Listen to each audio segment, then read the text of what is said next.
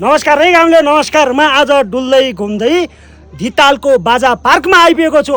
अब अहिले नि के छ त नि भन्छौ भने क्या, यो देशमा अब चुनाव हुनपर्छ भनेका छन् यौथरीले चुनाव नगर्ने बहाना गरिरहेका छन्। र अब यो देशमा हुनेवाला चुनाव जहिले सुकै होला, तर अब हुने चुनाव भनेको 36 सालको बहुदल र निर्दलको जस्तो चुनाव हुनुपर्छ।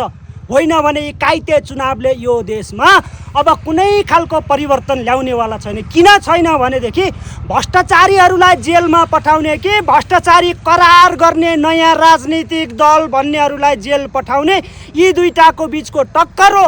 त्यसकारण अहिले नयाँ पार्टी बन्नेहरू हर्क, बालेन, रवि एकै ठाउँमा उभिएनौ भनेदेखि, आज मिलेनौ भने भोलि एक दिन तिमीहरू जेलमा हुनेछौ।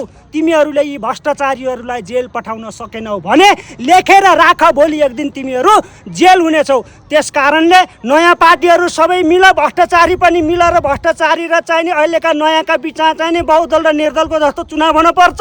त्यसपछि अनि यानि जनताको लागि के गर्ने हो भन्ने कुरा सोचौँला। नीति र विधिका कुरा मात्रै कहिले गर्ने, जनताको कुरा गर्ने बेला आउनु पर्दैन कि कसो हो गाउँले मैले त देखेको कुरा भनिएको यी राक्षसहरूले गर्ने त होइन। ल म गएँ गाउँले, यति छुस्सो भन्न आएको थिएँ भने म गएँ गाउँले। ल म गएँ।